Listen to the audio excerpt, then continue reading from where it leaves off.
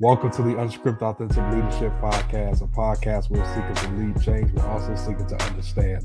We're also as a platform for leaders to come together to unite, to develop and empower other leaders in the areas of business, family, and community. I'm your host, Lafayette Lane, joined by my co-host, John LeBron, and today we are joined by our special guest, Dr. Stanley Andrisse, who has joined us to have a conversation about going from prison to professor, the Stanley Andrisse story.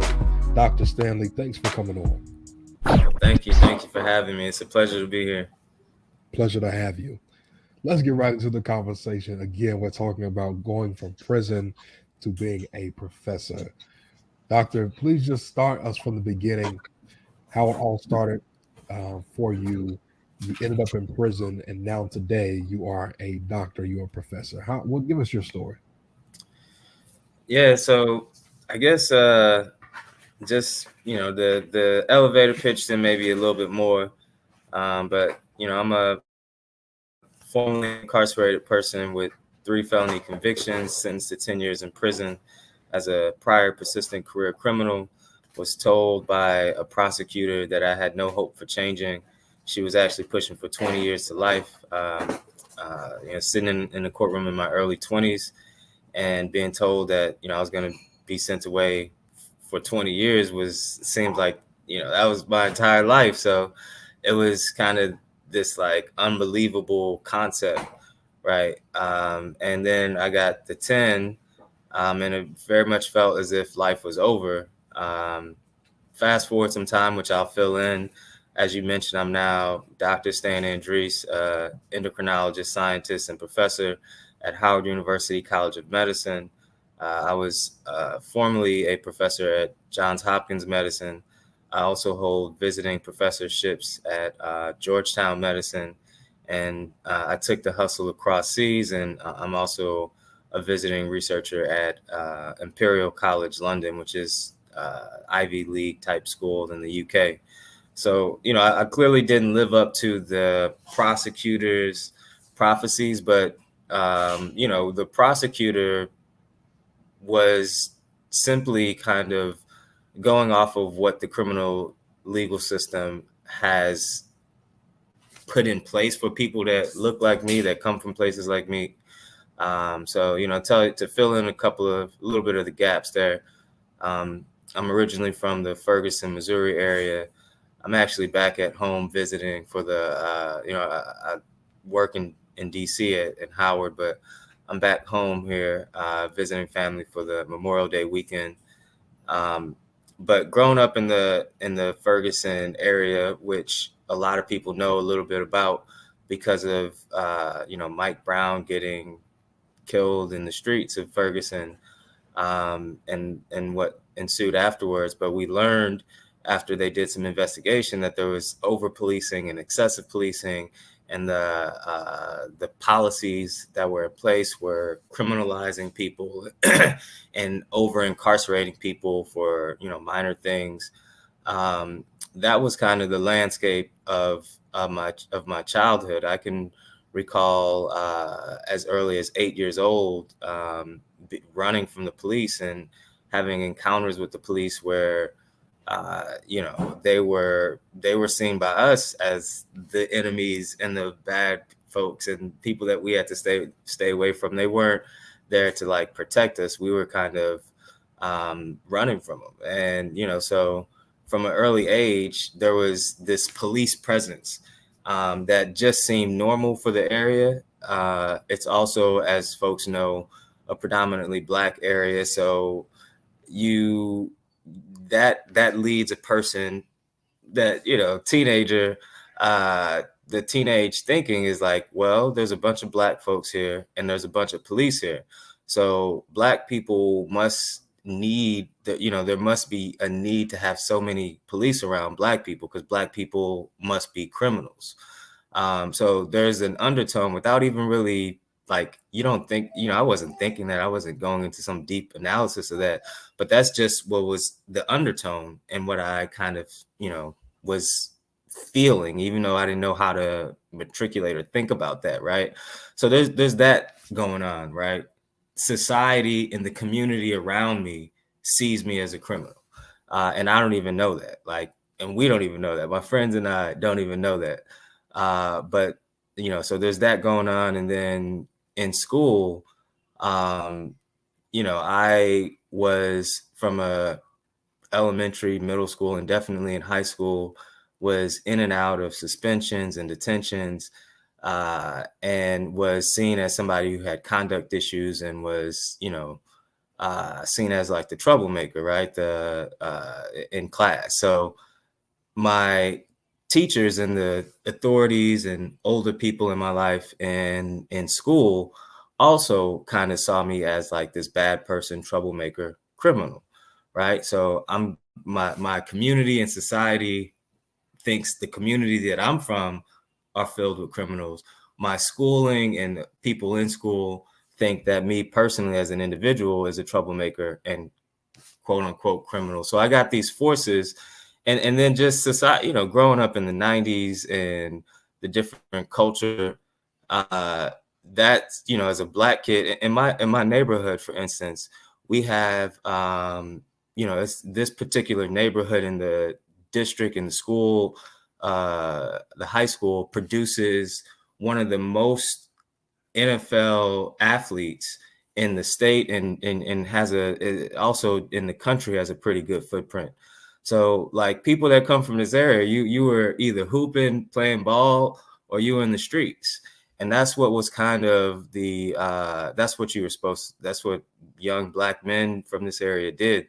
And I was doing both. I was excelling in sports and excelling in the streets. And my community and different forces around me told me that's what I should be doing. The teachers around me told me that's what all you could be doing.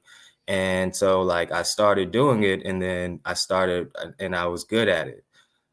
So, I get arrested for the first time at 14, move into the criminal legal system and juvenile system. Was kind of this more minor, but still felony conviction. And, it's it started off with kind of me just, smoking a little weed and like, hey, I'll get a couple of extra bags so we could smoke for free.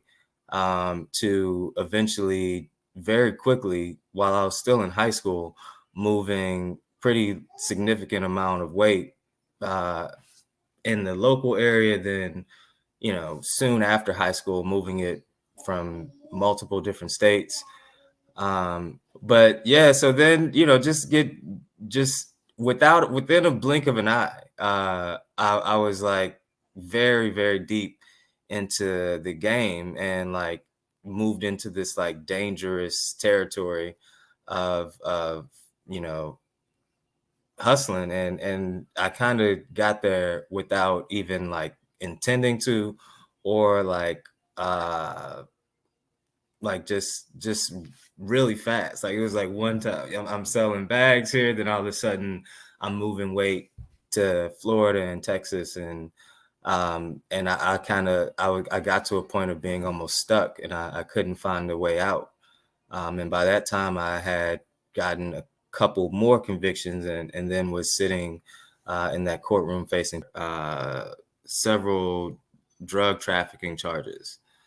And what I've just explained in terms of what was going on in my particular area of the world, which, the Ferguson, Missouri area, is the school to prison pipeline at one of the most accelerated rates that we know of in the country. Like, the incarceration rate of St. Louis is one of the highest in the per capita in the country. And there's just all these different things in play, which have been called the school to prison pipeline. Of course, I didn't know what that was, as those different things were unfolding in my life. But I get to that courtroom, and I very much feel that everything that the prosecutor, so the prosecutor basically put together a story that made me sound like the most terrible person on the face of the earth. And she painted this picture of me as this dangerous threat to society, that, what's worse than a street thug, an educated street thug in her wording. So she just, uh, everything that she was saying for me made sense. So I didn't know about these forces of the school to prison pipeline at the time. I just knew the decisions that I had been making, and I made some very poor decisions. And so for me, I just felt that it was all on my shoulders. And, I still hold accountable to the decisions that I made, despite the environmental things going on. But at that particular time, I certainly didn't understand those other things. And for me, I just saw myself as this very terrible person that did indeed not deserve to be in society. I felt as if I deserved to be locked in a cage.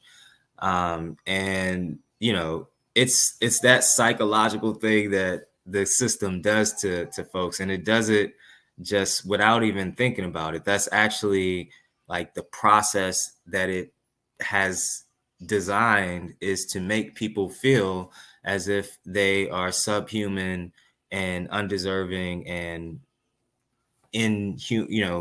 not human. And one example I always give is during sentencing. So the prosecutors, painting this picture of me as this dangerous threat to society, and my attorney is trying to unpaint that picture and paint a better picture. And so they're going back and forth, and she's pushing for 20, he's pushing for something less, and I get 10. And the judge says, I'm sentenced to 10 years in the state prison, Missouri Department of Corrections. And I was kind of in this out of body state. And when I finally kind of came to, I asked the judge if I could hug my mother, and the judge denied me the opportunity to hug my mom, who at this point was bawling in tears. I'm the youngest of 5, and my family are Haitian immigrants. We speak, Creole was the first language that I learned. Being an immigrant family, despite being in an all-Black neighborhood, we were really kind of outsiders to this all-Black neighborhood, because we spoke a different language, we ate different foods, our cultures and dress was different. So we were kind of all we had, like we all we got type of thing. And so for my mom to lose one of the members of the family, it was just like this devastating thing. Like, that's even her, more than us, the kids, like, really didn't have the ability to like gather new friends. It was all us. So losing her son and just like seeing that humanity, like the judge couldn't see that, or the system doesn't allow her to see that. And so they, just ordered me to be handcuffed and shackled and sent away. And for me, it was like, dang, I know I've done some bad stuff. Like, I felt as if I needed to be locked in a cage, which is terrible. But I was like, even then, I was still surprised that she didn't let me do that. And it was then that it kind of hit me like a ton of bricks. Like, the system does not, the system doesn't see you as human. And it was in that moment that it really hit me. And going into prison, it hit me every single day, every single hour, every single minute, every single second of the day, as like just the way prison is set up and the things that they take away from you and the way that they treat you is just to break you down. And so one of the biggest things, I went into prison, and for the earlier parts, I was just really trying to figure out, I really believed that I deserved to be in prison, that I deserved to be in a cage, not even deserve to be in prison, but I deserved to be in a cage, and that I was this criminal. And I kind of thought I was hopeless. And what I learned is a lot of people are dealing with this psychological challenge. And that's one of the biggest hurdles to overcome in trying to rebuild your life. I was fortunate enough to have this mentor step into my life that saw a different trajectory for me, saw me using my talents and skills differently, and started investing in that. That tied with, I ended up losing my dad after about 2 years battle with type 2 diabetes. And, on the inside, when you're dealing, death, dying, sickness are difficult things to deal with. On the, they're hard to deal with on the outside, but when you're on the inside, it's like this exponentially more challenging, emotionally difficult thing. Because when you think about the stages of grief, for instance, one of those stages is being angry and upset and like yelling and being mad. You can't just start yelling and being upset and angry and screaming at people in prison. That can literally bring you harm. And, so you can't do that. Another stage is, depression and sadness and crying. You can't just start crying in prison, because that could make you vulnerable and could bring you harm. So when you actually think about like the trauma involved with the trauma that people likely have gone through that even resulted in them or added to them going to prison, then the trauma of prison, and then the different things that just us as humans go through that are difficult, and then putting people in a setting that they can't properly process any of that, right? You can't go through grief in prison, like, so you can't you have like exponentially more trauma being thrown your way, and you're not in a conducive environment to try to deal with it. And what ends up happening is people, I believe that's one of the reasons that prisons is such a volatile, dangerous place, because people are dealing with wives leaving them, wives cheating on them, family members dying, friends dying, and all these different things, and they have no way to channel it. So what they do is express it as violence and harming others or themselves. For me, what I did, I bottled that up, and instead of letting it out in that way, I started wanting to learn more about diabetes. So I read my first scientific article on diabetes while I was, locked in a cage. And what it did was, while my body was physically locked in this prison cell, my mind was freely roaming around the human cell. And that actually freed me.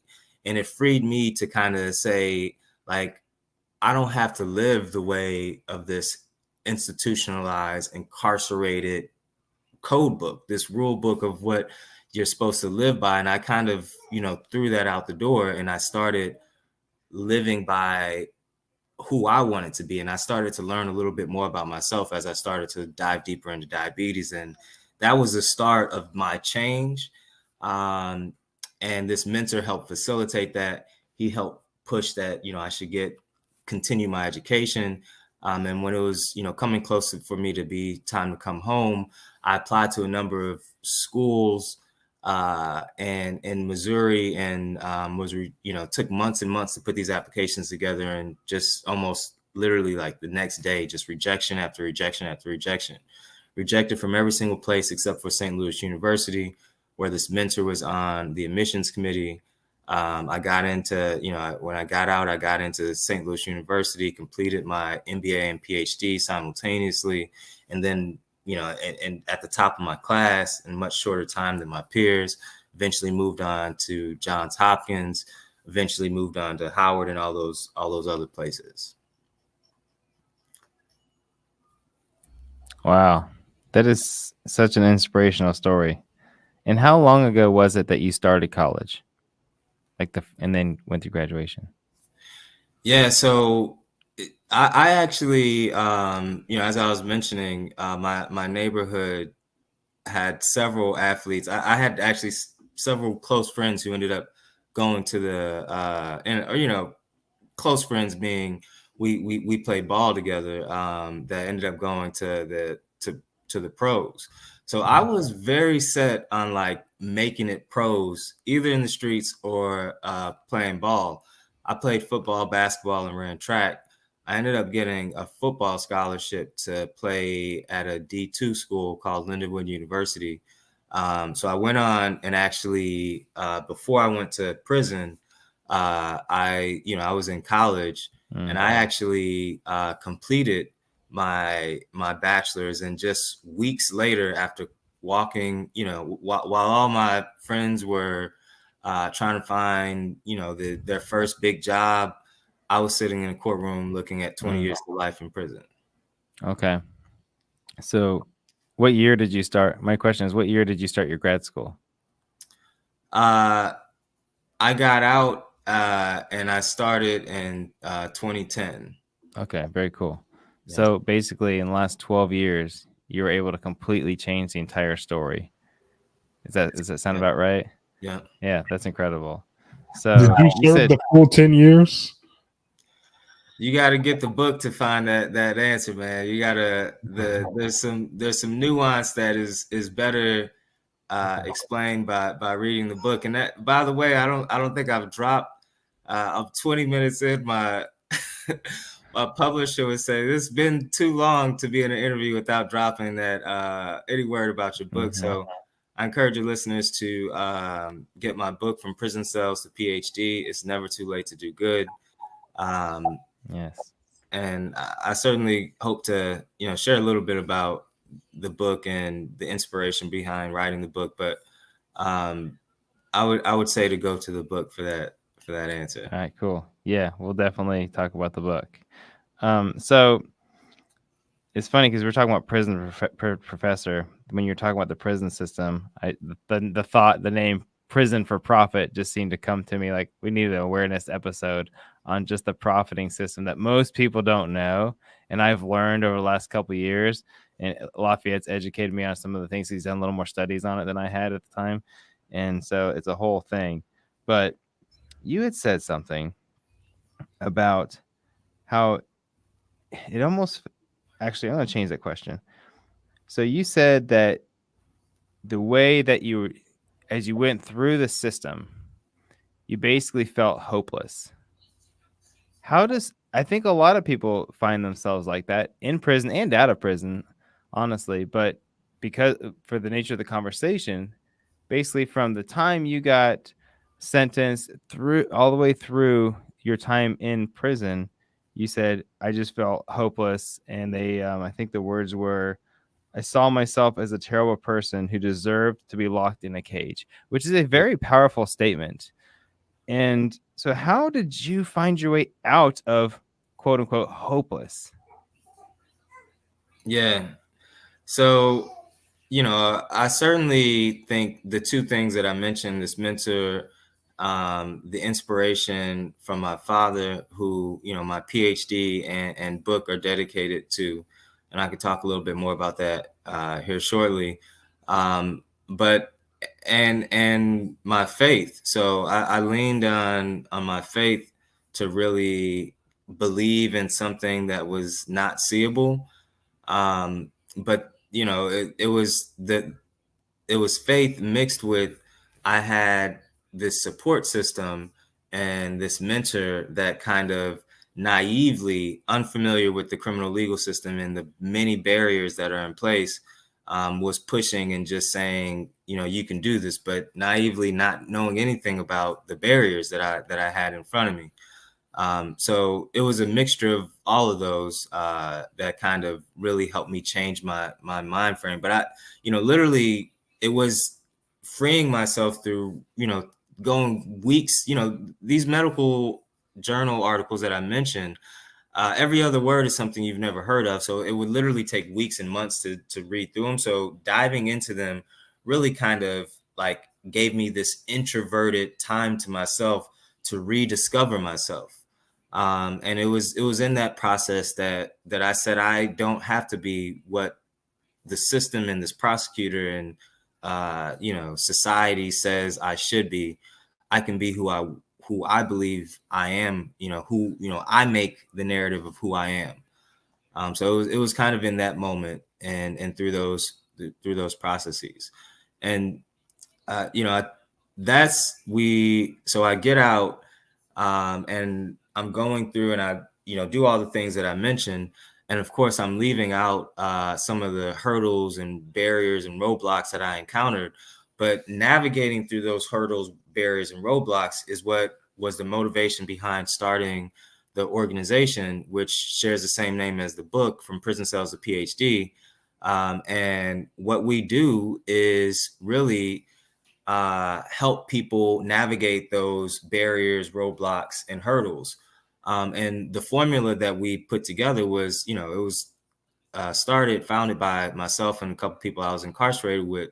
One of the guys, I would tell him when I finally went through this change, I would be telling him as we're walking the track, like, I'm going to get out, I'm going to be a doctor. And, he just would just like, what are you talking about? Do you see where we're at? Like, are you crazy? Are you high? Like, what's going on? And, he thought it was just foolishness and just laughed about it a lot as, we were inside. And then when I got out a little bit before him and I started doing it. It was this motivative piece for him to like, man, like, this is real. Like, education has that power. So he got out and I helped him use education to kind of transform and reinvent himself. And we started doing that for a few others. And then we realized that this is a formula to help people get from A to B, to help people put their lives back together. Education is not the name from prison cells to Ph.D. is, my story. That's literally what I did. But what it is more, what the organization and the book is more this metaphor of helping people go from this place of desolate despair and hopelessness to moving to a place where they feel like they have value and worth and can bring value and worth to others. And we are using education as the vehicle to get from A to B. So our organization, we get about 400 plus applications per year. We work with about 100 people per year. We have a footprint in 34 states and a couple of countries across the world. And we're helping people reinvent themselves. We're helping people rewrite their story. We call it changing the narrative. We believe that we need to change the narrative so society and prosecutors and what I explained earlier doesn't have to be the way that young Black kids see themselves. What an amazing, incredible story. And I know to get the full gist of it, I'm going to definitely purchase your book because I need that answer. But we always wrap up our last segment of the show. We call it off script. It doesn't have to do with the topic, but we just ask our guests to give us one last piece of advice or whatever's on your heart that you want to leave our audience, that last word. Yeah, so I would leave your audience with the subtitle of my book. It is never too late to do good. And the book, the first, from prison cells to Ph.D. is my journey, but really the book is not about me. It's about the reader. It's about how the reader sees themselves in the different experiences that I've experienced and how they can see themselves making it through the challenge that they're facing. Even if it's a reader that's not experienced incarceration, they can correlate the challenges and the experiences and say, this is possible. It is never too late to do whatever that is for that individual.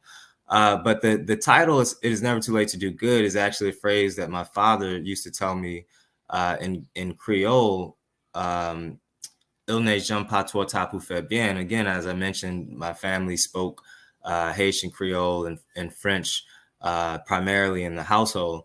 And when I was getting in trouble and getting deeper and deeper in trouble, and he would have several conversations with me, and he would tell me that.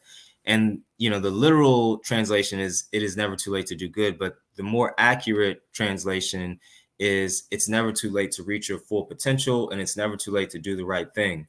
And what that, I didn't quite understand what it meant, and I ended up losing my father before I even began to really grasp what it means. But it's a powerful message to the criminal legal system. What he was telling me is that, I know you're young right now, and you think that you need to be doing this, because I thought that, I actually thought that I was helping folks by financially and economically empowering the people that I was, hustling with and hustling for.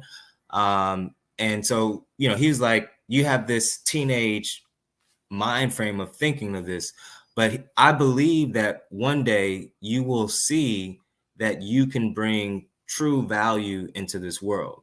And, when you see that, once you believe in yourself, I'll be there for you to, open arms and I'm not leaving you behind.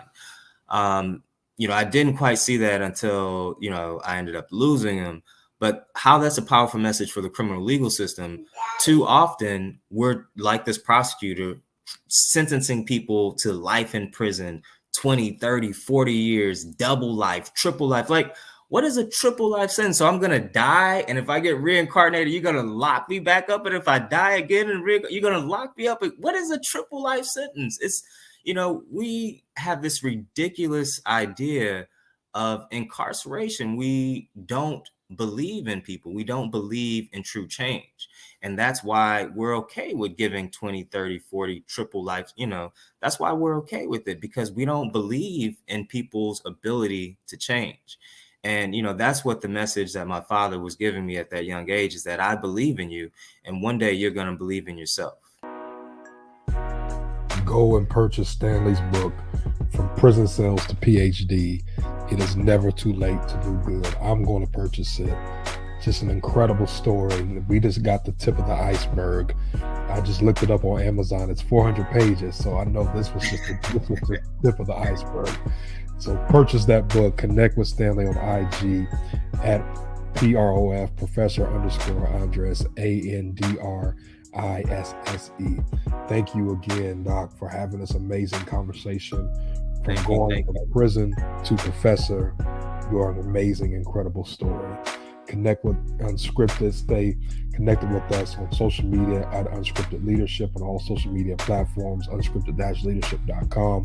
Our podcast is available on all podcast platforms, and you can join our Patreon family, patreon.com/unscripted leadership. As always, we pray that you be the leader that God has called you to be. We're here to build bridges and not walls.